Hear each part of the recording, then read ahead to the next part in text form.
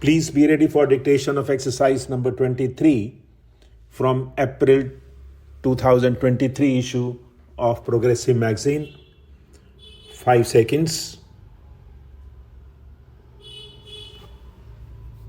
Start. During the third quarter of this century, the world has seen unprecedented progress comprising in these about 25 years an order of economic growth which is unparalleled in human history. And yet, around the close of this quarter century, more specifically over the last 8 months or so, the world has also been engulfed by numerous problems.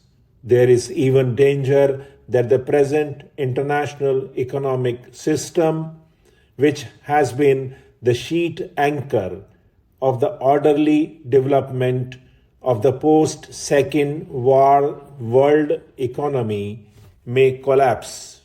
We may revert to a chaotic situation in the matter of international trade and exchanges unless corrective steps are taken to ensure the proper functioning of the international economic system.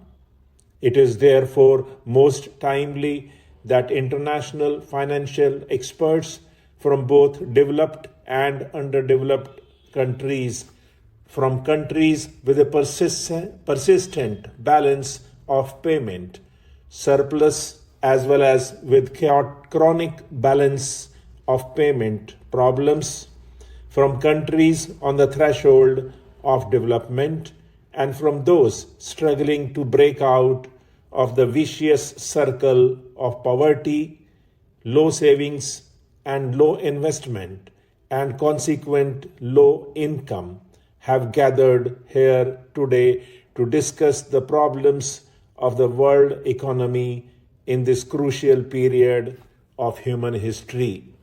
The major problem of the world for the next 25 years, as I see it, is that of bringing about a better balance in the living standards and rates of growth of different peoples inhabiting this planet. As I stated earlier, the world has seen unprecedented growth over the last 25 years, an order of growth which perhaps the world has not seen in a couple of centuries preceding this quarter century, or even perhaps over 1,000 years preceding the last couple of centuries.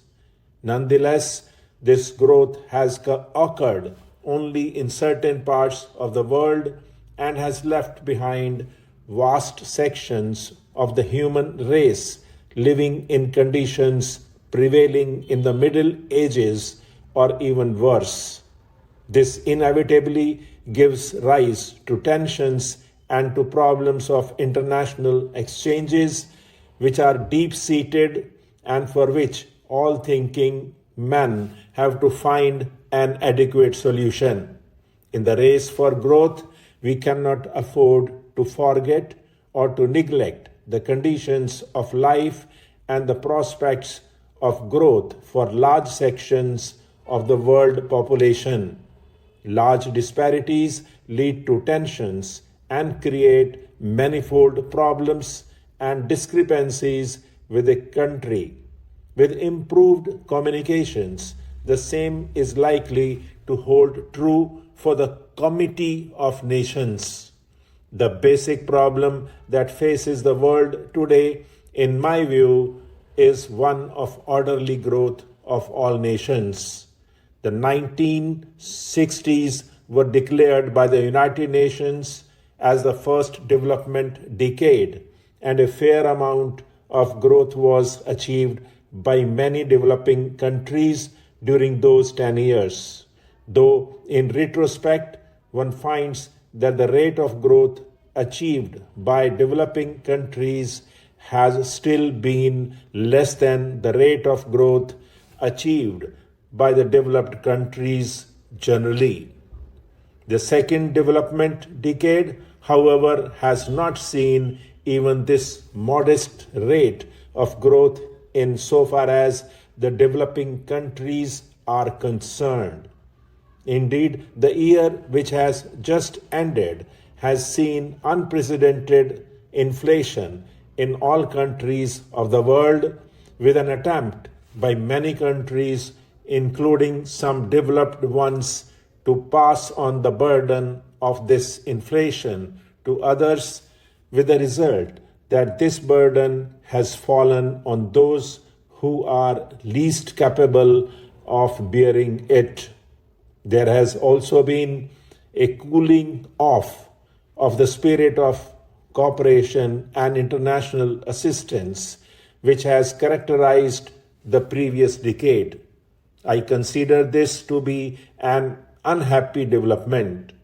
Just as no man can live and thrive by himself, no country can prosper today in isolation or in complete disregard of the well-being of its neighbors and of its trading partners around the world. This is a perspective which I feel we should keep in mind while discussing some of the present problems of the world. I have heard in many forums that the crisis in the world today arises solely because of the policies adopted by the oil-producing countries.